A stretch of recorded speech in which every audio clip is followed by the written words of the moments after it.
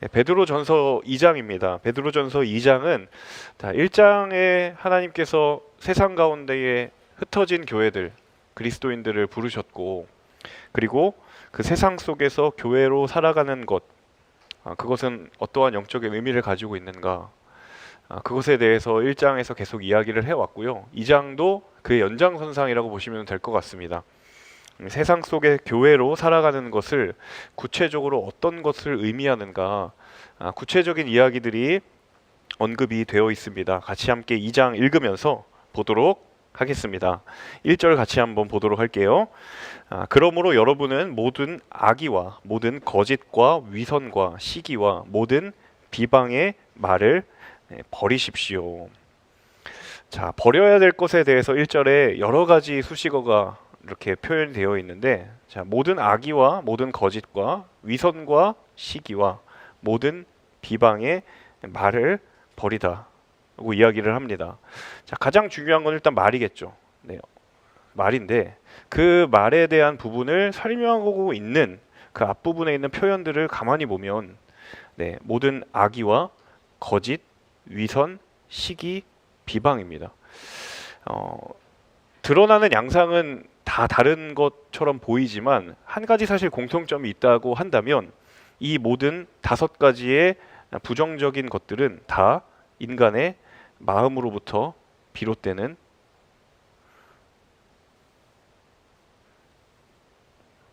현상들이겠죠. 악이라는 것, 속 안에 악의적인 마음을 품는 것이고요. 거짓도 마음으로부터 발현되는 것이고, 위선, 시기, 비방도 마찬가지입니다. 마음에서부터 뿌리를 내리고 있는 그런 감정들인데, 그 부정적인 것들이 무엇과 지금 결합을 하냐면 바로 말이라고 하는 언어와 결합을 하게 되어 있습니다. 정리를 하자면, 한마디로 말하면 지금 벌이라고 말하는 것의 한 가지의 특징점은 바로 마음과 언어라고 할 수 있을 것 같아요. 자, 벌이라는 것은 그리스도인의 어떤 영적인 성장과 성숙을 가로막기 때문에 이걸 벌이라고 이야기를 하는 것이죠. 반대로 이야기하면 영적인 성장과 성숙의 이 마음과 언어를 지키는 것이 굉장히 중요하다라는 이야기를 지금 1절에서 하고 있는 것입니다. 그러니까 마음과 언어를 하나님 앞에서 어떻게 지키느냐에 따라 그것이 우리의 영적인 성장과 그리고 성숙의 걸림돌이 될 수도 있고요, 반대로 디딤돌이 될 수도 있다라는 거예요. 언어와 마음은요 되게 분리되지 않습니다. 여러분, 말에 상처를 받으면 반드시 우리의 마음이 연결이 되어 있고, 또 우리의 어떤 악의적인 언어들은 사실 마음으로부터 구체적인 외적인 형태로 드러나는 것이 언어예요. 그래서 언어와 마음은 분리될 수 없어요. 근데 그것을 어떻게 지키느냐에 따라 그리스도인의 영적인 성장과 성숙의 걸림돌이 될 수도 있고 디딤돌이 될 수도 있다라는 것입니다. 자, 2절 같이 읽어볼게요. 갓난 아기들 같이 신령하고 순전한 젖을 사모하십시오. 자, 갓난 아이들 같이 신령하고 순전한 젖을 사모하십시오. 자, 신령하고 순전하다라는 표현을 조금 제가 책을 좀 문헌을 찾아봤는데, 이게 어떤 의미를 가지고 있냐면 어떤 존재나 어떤 사물의 본성이 있죠. 본성에 합당한 거예요. 합당한 의미를 담고 있는 것이 신령하고 순전하다라는 거예요. 자, 그 생각을 가지고 요 구절을 다시 한번 볼게요. 자, 갓난 아기들 같이 신령하고 순전한 젖이다. 무슨 이야기냐면, 갓난 아기들이 가지고 있는 본성이 있잖아요. 자, 여러분 아직 아기를 키워보거나 낳아보시지 않으셨기 때문에 잘 모르시겠지만, 갓난 아기들의 본성은 무엇이냐면, 네, 엄마의 젖을 찾습니다. 그게 본성이에요. 아기들의 본성이에요. 저는 이제 아기를 낳아서 길러봤기 때문에 갓난 아기들의 그 기질적으로 태어나면서부터 가지고 있는 본성은 무엇이냐면 엄마의 젖을 찾는 거예요. 그러니까 갓난 아기들이 본성적으로 엄마의 젖을 찾는 것처럼 그리스도인이 신령하고 순전한 젖을 찾는 것과 동일하다라는 거예요. 그러니까 아기들이 본능적으로 어머니의 양식을 찾는 것처럼 그리스도인이라면 그리스도인의 신령한 저진 하나님의 말씀을 사모하고 갈급해 하는 것이 자연스러운 것이다, 합당한 것이다, 그것이 옳은 것이다 라고 이야기를 하는 거예요. 자, 그리고 이어서 그것에 대한 이유를 이야기합니다. 이는 여러분이 구원에 이르도록 자라게 하려는 것입니다. 자, 제가 지난 시간에 설명드렸던 구원의 세 가지 시제 중에 여기는 바로 이 구원이라고 하는 것은 현재적인 구원의 의미를 이야기하는 것이죠. 그리스도의 형상을 닮아가는 성장과 성숙의 과정들. 그 구원에 이르도록 자라게 하려면 마치 아기들이 엄마의 젖을 사모하고 찾는 것처럼, 끊임없이 찾는 것처럼 우리도 하나님의 말씀을 그렇게 찾아야 한다라는 거예요. 아기들이 엄마의 양식이 없으면 굶어 죽죠. 이것은 어떤 선택의 문제가 아니라 반드시 필요한 것입니다. 성장을 하거나 성숙되려면 반드시 필요한 것처럼 우리의 영적인 성장과 성숙의 말씀이라는 건 선택사항이 아니라 반드시 필요하다라는 이야기를 하고 있는 것입니다. 3절, 주의 인자하심을 여러분이 맛보았으면 그렇게 하십시오. 자, 주의 인자하심을 무엇을 통해요? 하나님의 말씀을 통해 맛보았으면 그렇게 하라고 이야기를 합니다. 자, 주의 인자하심을 맛보았다라는 사실 이 원래의 표현은 베드로전서가 아니라 시편에 있습니다. 시편 34편 8절에 보면 너희는 주께서 주의 인자하심을 맛보다 알지어다라고 이야기를 해요. 주의 인자하심을 맛보아 알지어다. 이 시편 34편의 배경이 있습니다. 어떤 배경이 있냐면 이 시편 34편의 그 기록자였던 다윗이 아비멜렉 왕 앞에서 미친 척하다가 쫓겨난 뒤에 지은 시예요. 그러니까 자기가 왕으로 기름 부음을 받았어요. 그런데 그 왕으로 기름 부음 받은 것에 어울리는 그리고 영예로운 영광스러운 삶의 그런 것과는 다르게 다른 왕 앞에 가서 미친 척해야 하고 그런 고통과 고난을 마주할 수밖에 없는 상황 가운데에 자신이 다시 한번 하나님의 말씀을 통해 하나님의 인자하심을 경험하게 되고 그리고 내가 그것을 맛보아 알리라고 결단하는 시가 시편 34편이에요. 베드로가 왜 이 시편 34편을 끌어와서 인용을 하고 있는가?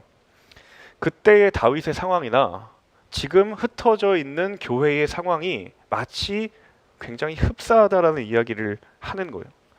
하나님의 택하심을 받고 기름 부은 왕의 삶 가운데에 마주하는 고난이나 흩어져 있는 교회가 하나님의 부르심을 따라 살아가는 가운데에 세상 가운데 마주하게 되는 어려움과 갈등과 도전이나 그것을 돌파할 수 있는 오직 유일한 것이 한 가지 있으니 그것은 하나님의 말씀을 통해 맛보는 주의 인자하심이다라는 것입니다. 거기에 소망이 있었다라는 것을 베드로가 시편을 통해 깨달았고 그리고 그 시편을 통해서 이 흩어진 교회에도 동일한 이야기를 하고 있는 것이죠. 베드로가 중간중간에 여러분 아시겠지만 구약 성경을 인용하고 있잖아요. 굉장히 정교하게 이 구절을 가지고 오는 것입니다. 그냥 아무런 의도 없이 가지고 오는 것이 아니라 그런 의도들이 이 속에 다 있다라는 것이죠. 자, 이어서 4절입니다. 사람에게는 버림을 당하셨으나 하나님께서는 택하심을 받은 보배로운 산돌이신 예수께 나아가. 자, 예수님에 대한 고백을 다시 이제 하는데요. 자, 예수님이 어떤 분이시냐? 사람에게는 버림을 당하셨지만 하나님께서는 택하심을 받은 보배로운 산돌이신 예수님. 명확하게 대조하고 있죠. 사람에게서는 버려졌지만 하나님께서는 택하셨다. 이제 앞으로도 계속 읽어보시면 아시겠지만 이 베드로가 이런 워딩을 많이 씁니다. 굉장히 A와 B를 마치 대조시키는 것처럼 사람에게는 버려졌고 하지만 하나님께서는 택하셨고 이런 표현이 또 나올 거예요. 여러분 잘 한번 보세요. 자, 예수님이 어떤 분이시면 이런 분이라는 거예요. 사람에게는 버림받았지만 하나님께서는 택하심 받은 분이에요. 그런데 하나님께 택하심을 받았더니 어떤 정체성이 있냐면 그분은 보배로운 산 돌이시다라는 거예요. 근데 중요한 사실은 예수님이 그러하신 분이라는 것에 대한 강조가 1차적으로 있지만 사실은 베드로가 궁극적으로 하고 싶은 말은 너희가 그렇다. 너희가 바로 이런 정체성을 가진 사람들이에요. 흩어진 교회요. 너희들이 때로 사람에게 버림받고 외면받고 주목받지 못하지만 너희는 하나님께 택하심 받은 자다. 그 너희들은 예수와 같은 보배로운 산 돌과 같은 존재다. 그리고 그 길을 가라고 이야기를 하고 있는 거예요. 자, 이어진 5절입니다. 여러분 자신도 산 돌들처럼 신령한 집으로 세워지십시오. 자, 이미 4절에서 예수님을 가리켜서 산돌이라고 이야기했죠. 그 산돌이 여기서 다시 언급이 되죠. 제가 아까 말씀드렸던 것처럼 4절에 예수님에 대한 고백을 했지만 그 예수님의 삶은 곧 우리의 삶이다라는 것. 4절과 5절을 지금 연결시켜서 이야기를 하고 있는 거예요. 여러분도 그런 산돌처럼 신령한 집으로 세워지십시오. 자, 돌이라는 이미지를 굳이 사용한 이유는 교회를 어떤 하나의 건축에 비유하자면 그 교회의 건축의 기초는 바로 예수님이에요. 그 교회의 토대는 예수님이에요. 그리고 예수님의 말씀이에요. 그리고 이제 더 나아가서 그 교회의 토대 위에 교회를 이루어가는 사람들이 누구냐면 바로 여러분들이에요. 여러분. 그 당시에 베드로가 여러분이라고 말했던 흩어진 교회뿐만 아니라 오늘 이 강의에 참여하고 있는 바로 여러분들. 여러분들이 그 예수 그리스도와 말씀의 토대 위에 있는 신령한 집으로 세워지는 그러한 하나님의 자녀들이다라는 것입니다. 그래서 그리스도를 닮아가는 삶을 살아가는 사람들이 모인 곳이 바로 산돌과 같은 집이에요. 그래서 예수 그리스도로 인해 하나님께서 기쁘게 받으실 만한 제사를 드리는 거룩한 제사장이 되십시오. 구약에서 제사장은 어떤 사람입니까? 바로 하나님과 사람을 중재하는 역할이에요. 그래서 대제사장이 제물을 들고 지성소로 들어가는 하나님과 사람을 연결시켜주는 중재하는 역할이에요. 신약의 시대에는 이제는 더 이상 그런 제사장이 아니라 교회가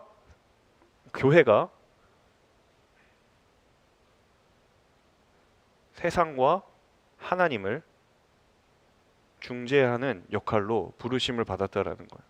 그러니까 구약의 제사장의 의미가 이제는 예수 그리스도로 인해, 여기 예수 그리스도로 인해라는 말이 나오죠.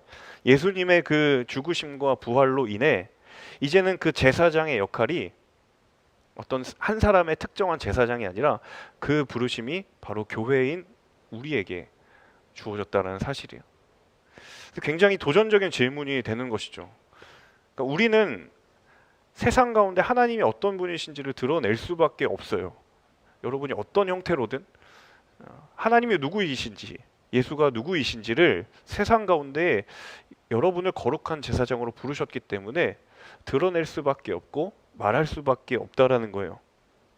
그게 바로 우리의 정체성이다라는 것을 베드로가 이야기하고 있는 것이죠. 6절입니다. 성경에 기록되기를 보라 내가 택한 보배롭고 요긴한 모퉁이 돌을 시온에 둔다.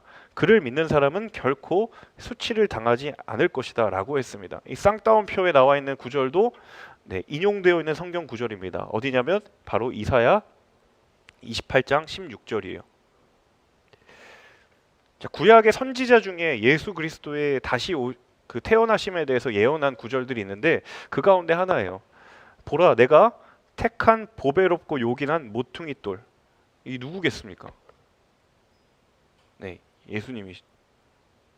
그 모퉁이 돌을 시온에 둔다.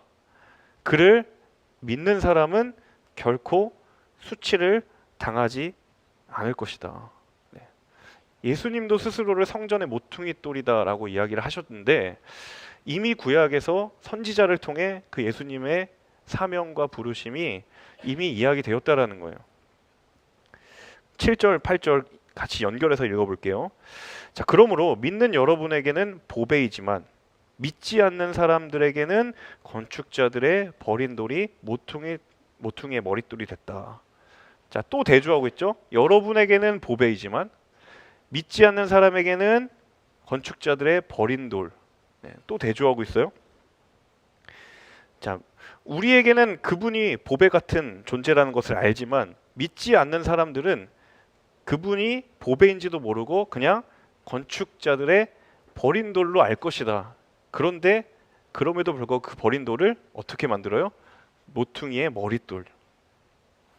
건축에서 모퉁이의 머릿돌은 정말 그 교회 그 건축물의 기초가 되는 그러한 돌입니다. 없어서는 안 될 돌이에요. 그 모퉁이의 머릿돌이 대신 예수님이 믿는 자에게는 보배이지만 믿지 않는 사람에게는 그냥 하찮은 돌처럼 여겨진다. 네, 라는 것이죠.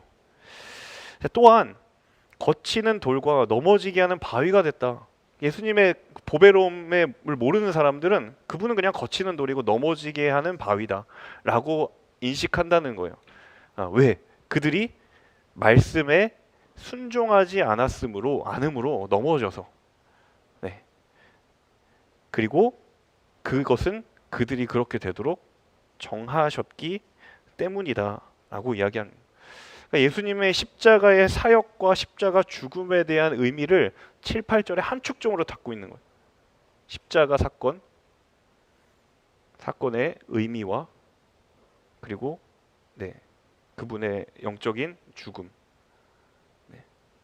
그것에 대해서 지금 7, 8절에 이야기를 해주는 거예요. 근데 믿지 않는 자들은, 받아들이지 않는 자들은 그냥 그렇게 하찮게 여긴다라는 거예요. 자, 8절 끝에 그들이 그렇게 되도록 정하셨기 때문이다. 이 구절을 보고 약간 이제 의아한 생각이 들 수도 있을 것 같아요.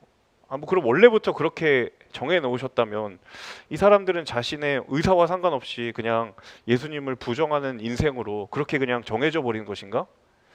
하나님 모두를 사랑하신다라고 했는데 이 맞는 말인가? 라고 생각이 될 수 있는 그런 표현인데 제가 그래서 이 대목을 그 주석을 통해서 좀 찾아봤는데 사실은 이 의미보다 조금 더 원어에 가까운 그 표현은 뭐냐면 그들이 말씀에 순종하지 않음으로 넘어지니 그렇게 될 수밖에 없는 것이다. 네. 이 표현이 더 언어에 가깝더라고요. 이러면 조금 이제 납득이 되시죠? 그들이 순종하지 않음으로 넘어졌으니 그렇게 된 거예요. 하나님이 애초부터 정해놓은 것이라는 표현보다는 그들이 말씀에 순종하지 않았기 때문에 그럴 수밖에 없다라는 것을 8절에 이야기를 해주고 있는 것이죠. 자, 이어지는 9절입니다. 9절 너무 유명한 구절이죠. 여러분 잘 알고 계신 구절일 것 같은데, 자, 그러나 그런 사람들과는 다르게 이제 여러분 택하신 교회에 흩어진 교회들에 대해서 이야기합니다. 자, 여러분은 택하신 족속이요 왕 같은 제사장들이요 거룩한 나라요 그분의 소유된 백성이니 이는 여러분을 어둠에서 불러내어 그분의 놀라운 빛으로 들어가게 하신 분의 덕을 선포하게 하기 위한 것입니다. 사실은 이 한 구절만 가지고도 거의 한 편의 설교가 나올 수 있는데 빠르게 한번 훑어보도록 할게요. 여러 정체성이 나와요. 여러분들에 대한. 첫 번째는 택하신 족속이에요. 택하신 족속. 자, 이 택하다라는 말 헬라어로 게노스인데요. 자, 이 단어와 연관되어 있는 그 단어들이 두 가지가 있어요. 첫 번째는 족보. 족보가 바로 게네시스예요. 한글로만 봐도 좀 비슷하죠? 뭔가 어근이 비슷한 것 같죠? 그리고 기원이라는 의미가 있습니다. 그럼 기원이 헬라어로 뭐냐면 바로 우리 비싸고 유명한 차 있죠? 제네시스. 이게 사실 원래 기원이라는 뜻이거든요. 창세기, 영어로는 창세기인데, 그러니까 뿌리, 어떤 혈통, 기원이 같은 같다라는 뜻을 가진 단어가 바로 택하였다라는 거예요. 그러니까 여러분이 택하신 족속이다라고 이야기를 하는데 사실은 택하신 족속 같은 뿌리 같은 혈통인가? 사실은 인간적인 눈으로 봐서는 그렇지 않습니다. 왜냐하면 이 흩어진 교회들은 다 저마다 각각 다른 민족이거든요. 유대인들이 아니란 말이에요. 다 각각 저마다 다른 민족이고 다른 혈통이에요. 그런데 그럼에도 불구하고 그들이 택하신 족속이다라고 말할 수 있는 이유는 뭐냐면 바로 예수 그리스도를 믿는 믿음 때문에, 그 믿음 때문에 한 족속 한 혈통이 된다라는 거예요. 자, 두 번째, 왕 같은 제사장이요. 자, 왕 같다라는 말을 사실은 더 정확한 표현은 왕에게 속한이에요. 왕에게 속한 제사장이에요. 자, 아까 제사장 이야기 드렸죠.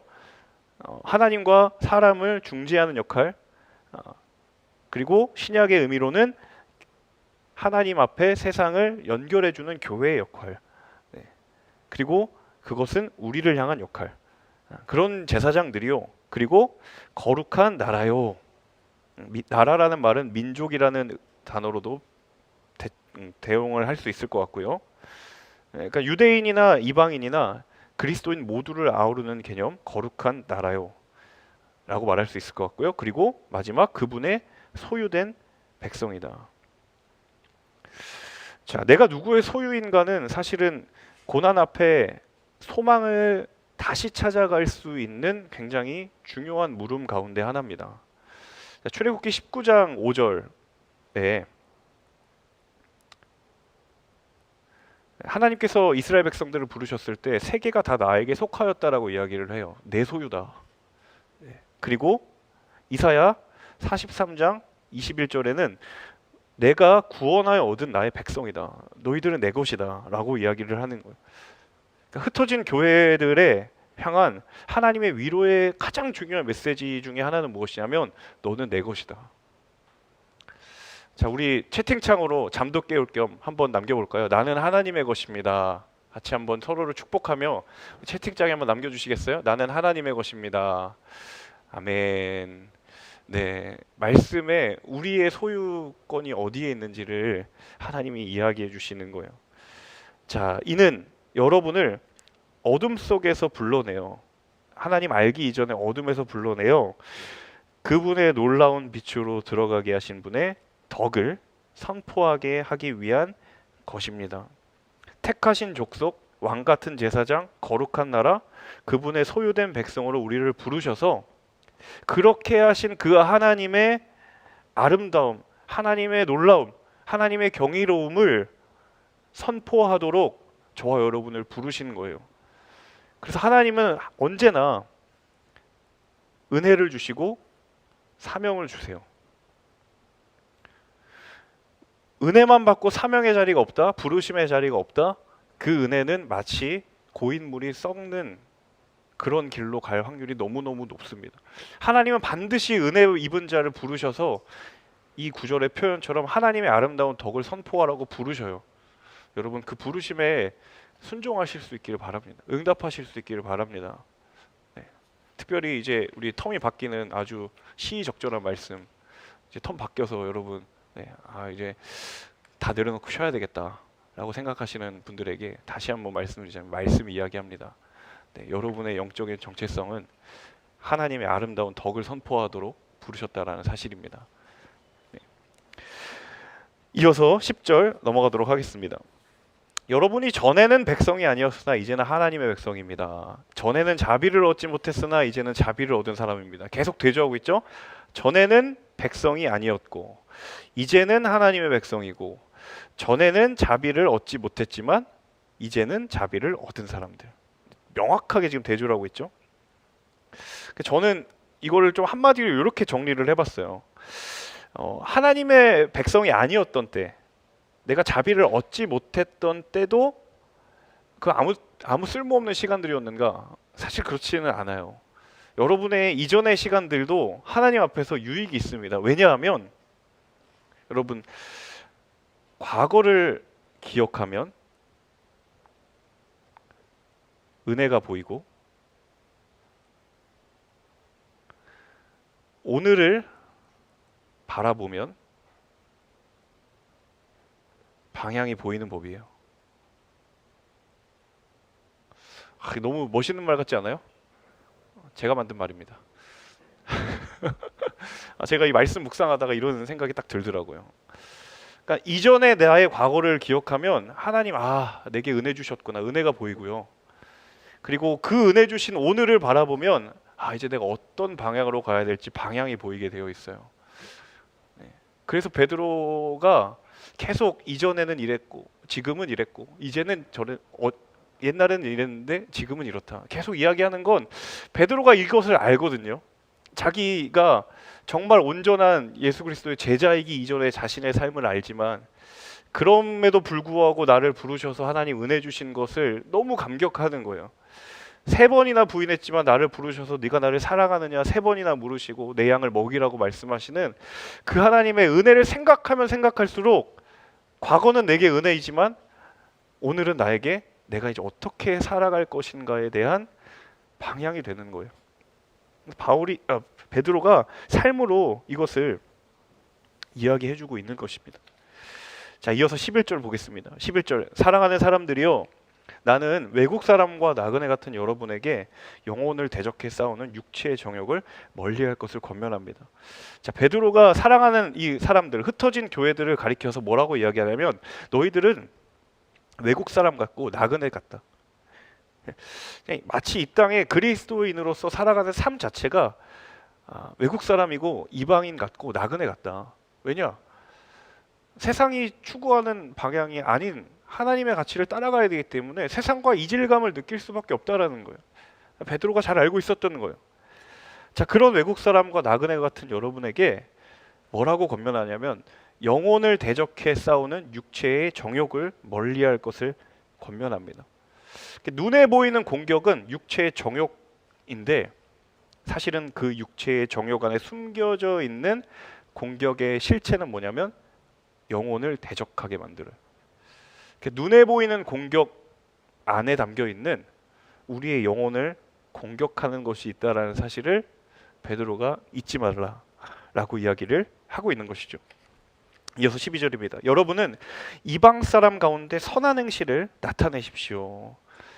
자, 여기서 포인트는 뭘까요, 여러분? 어디에 포인트가 있다고 생각하세요? 묵상하는에 따라 뭐 조금씩 다를 수 있겠지만 저는 여기라고 생각합니다. 이방 사람 가운데. 교회와 그리스도인이 세상의 어떤 사람들보다 선한 행실을 가지며 살아가야 될 것은 무엇이냐면 우리의 삶은 반드시 누군가에게 드러나게 되어 있어요. 말하게 되어 있어요. 여러분이 속한 가정이나 직장이나 모든 관계들 속에서 내가 원하든 원하지 않든 나의 삶의 흔적은 반드시 하나님을 알지 못하는 사람에게 드러나게 되어 있어요. 저도 이 말씀을 되돌아보게 되더라고요. 정말 스쳐 지나가는 사람에게 정말 내가 하나님의 마음으로 그 사람을 대하고 있는가. 여러분도 한번 생각을 해보시면 좋을 것 같아요. 그 이방 사람 가운데 선한 행실을 나타내십시오.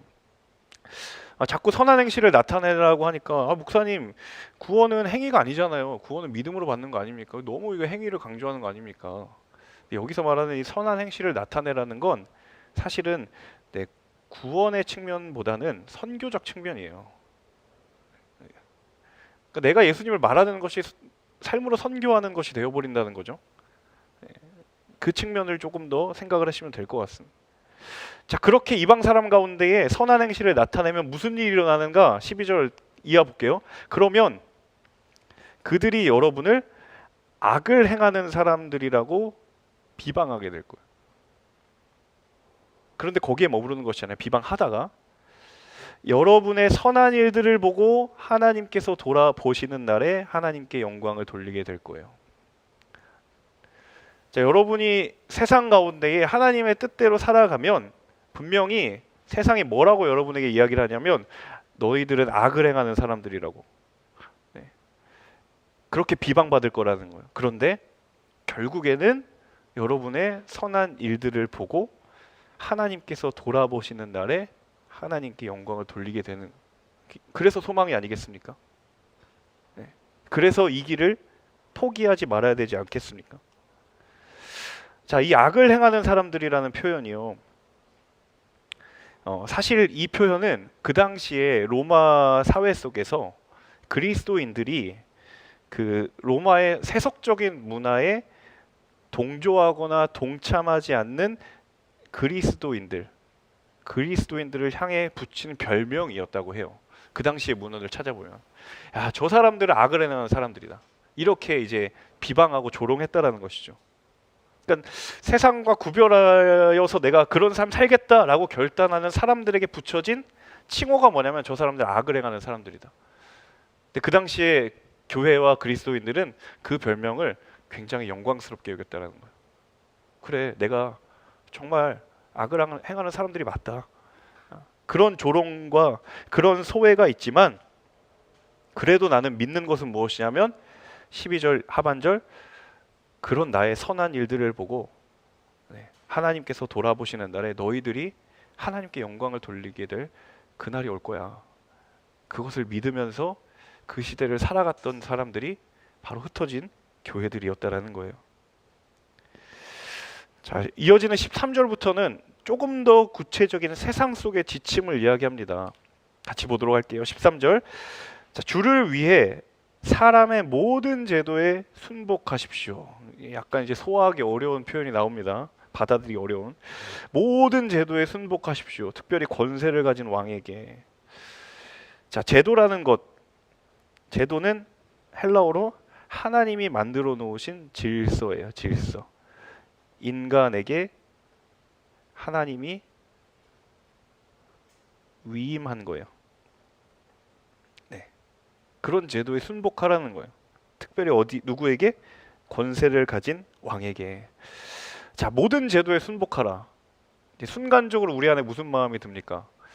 그럼 뭐 나쁜 제도, 악법 이런 것도 다 모든 제도 중에 하나이기 때문에 순복해야 합니까? 근데 그런 생각을 우리가 대본에 하게 되잖아요.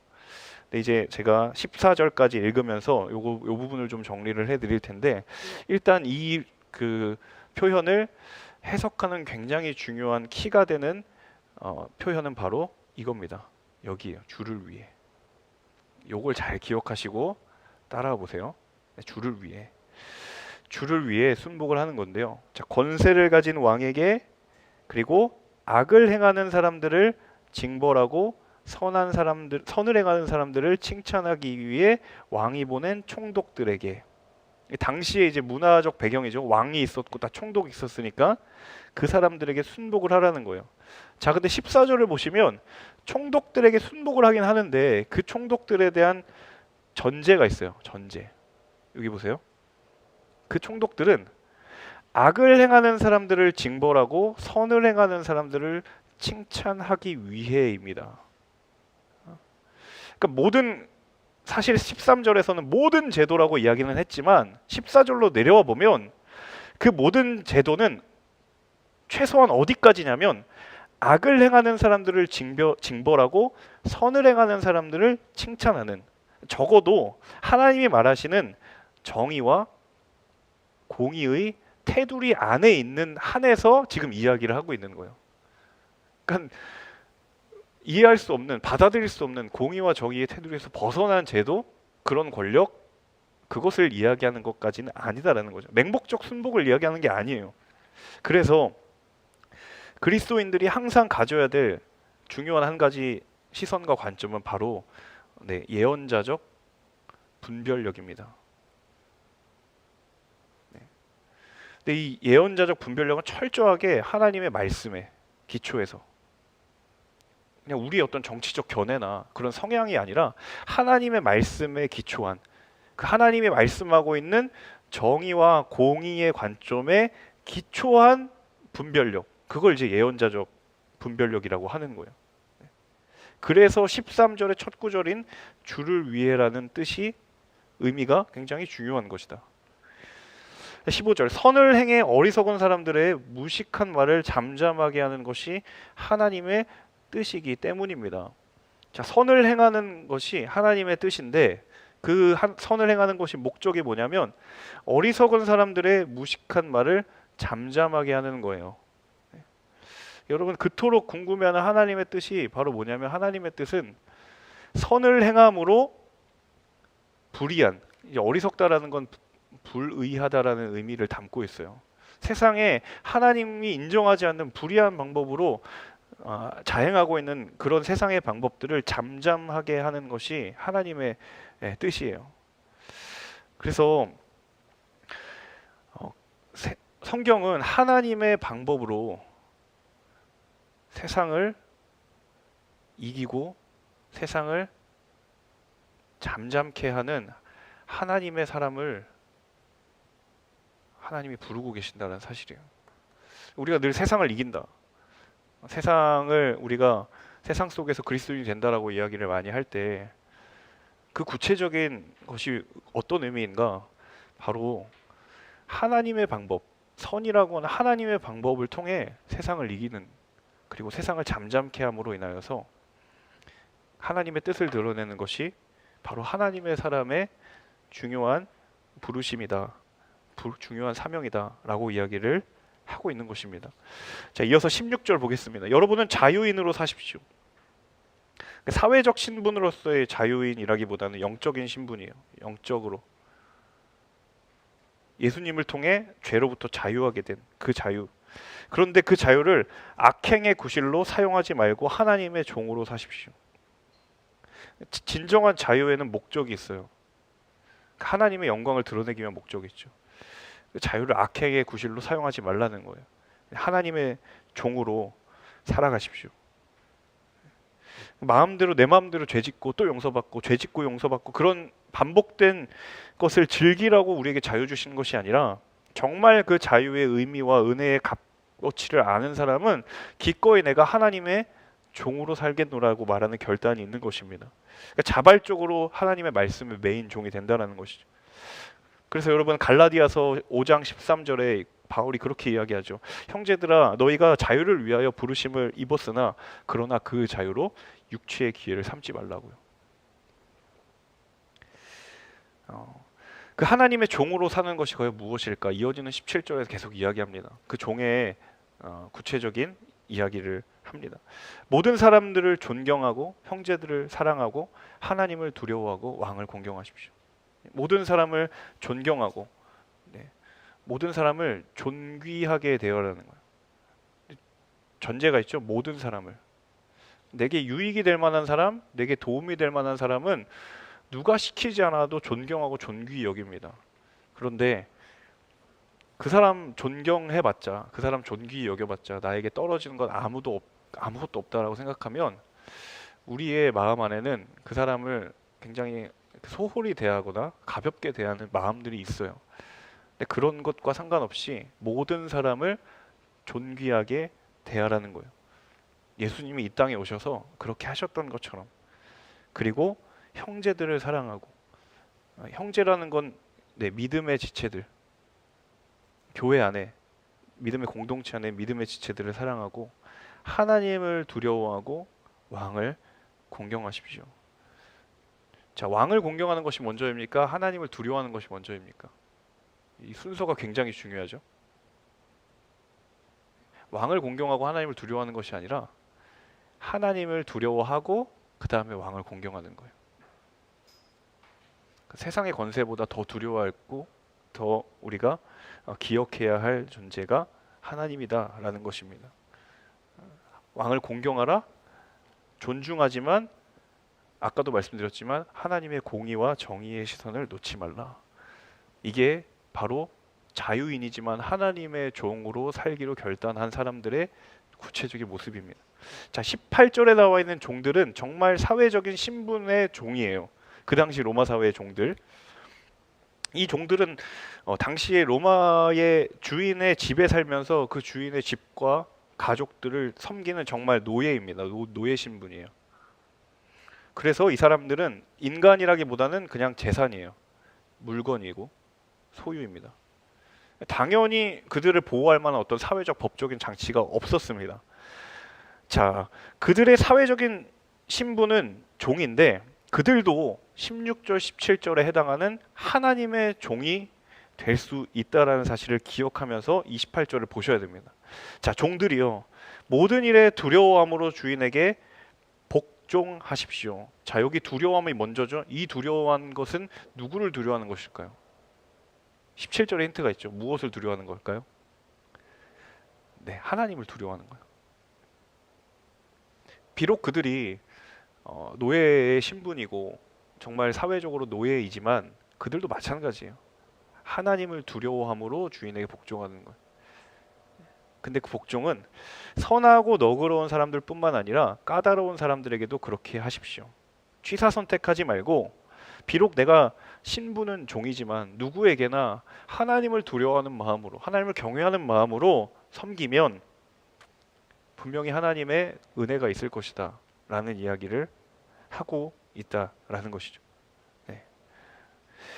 자, 이전에 베드로의 경우에는요, 굉장히 반발했을 만한 이야기들이 여기 있습니다. 사실은 베드로가 굉장히 이렇게 불같은 사람이었기 때문에, 아니, 어떻게 누구나 다 불의한 사람들 어떻게 합니까?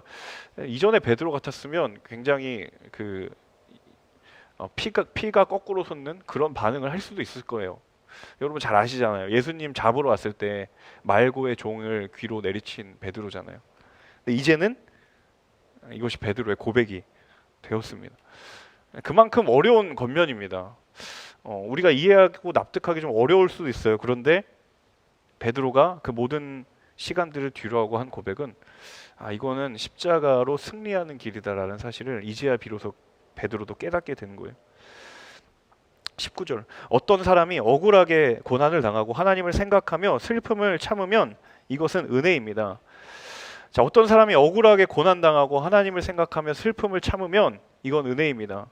그냥 꾹 눌러 참고 막 버티고 악으로 깡으로 하라는 말이 아니라, 하나님을 향한 생각, 바꾸어 말하면 하나님께서 복음을 통하여서 그에게 주신 은혜로 말미암아 슬픔을 참으면 그건 은혜다라는 거예요. 그냥 내가 어떻게 할 수 있는 방법도 없으니까 그냥 참아야지, 이런 피상적인 참음에 대한 의미가 아니라, 내 삶에 억울하게 고난을 당했을 때 하나님의 은혜를 더 깊이 복음 가운데에 이 상황을 하나님 앞에 내어드리고 하나님의 도우심을 구하면 하나님 그것을 은혜로 바꾸어 주실 수 있는 길을 열어주신다라는 그 약속의 말씀을 다시 그들에게 주시는 거예요. 자, 20절, 여러분이 죄를 지어 매를 맞고 참으면 무슨 칭찬이 있겠습니까? 자, 죄 짓고 매 맞고 참으면 이건 칭찬받을 만한 게 마땅한 거죠. 죄 지었으니까 혼나야죠. 그러나 여러분이 선을 행하다 고난을 받고 참으면 이건 은혜다.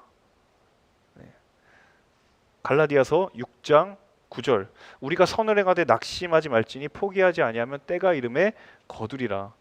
저는 이 표현, 선을 행하다 고난을 받고 참으면 하나님의 은혜입니다, 갈라디아서 6장 9절의 베드로 버전입니다.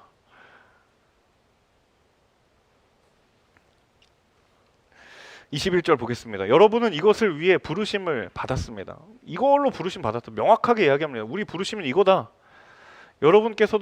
그리스도께서도 여러분을 위해 고난 당하셨고 여러분에게 본을 남겨주심으로 그분의 발자취를 따르게 하셨습니다.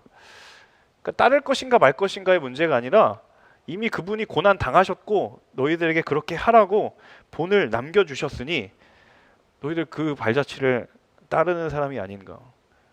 여러분, 그리스도인은 다름 아닌 예수 그리스도의 흔적을 따르는 사람이죠. 여러분, 이 말씀을 함께 나누면서 이 결단이 다시 한번 새로워질 수 있기를 축복합니다. 여러분, 정말 예수 그리스도께서 남기신 흔적을 따르는 그 삶, 말씀을 통해서 다시 우리에게 부르실 때 우리가 다시 한번 그 부름에 응답할 수 있는 그런 우리가 됐으면 좋겠습니다. 자, 22절부터 24절은요, 그 예수님의 본에 대한 설명을 해요. 그러니까 예수님이 어떻게 그 본을 남겨주셨는가, 이 얘기를 22절부터 24절까지 합니다. 구체적으로 뭘 가지고 이야기하냐면 예수 그리스도의 십자가 사건을 가지고 이야기를 해요. 이제 보시면 아시겠지만 22절, 23절, 24절이 예수님이 십자가 지신 그 길을 굉장히 압축적으로 이야기합니다. 볼게요.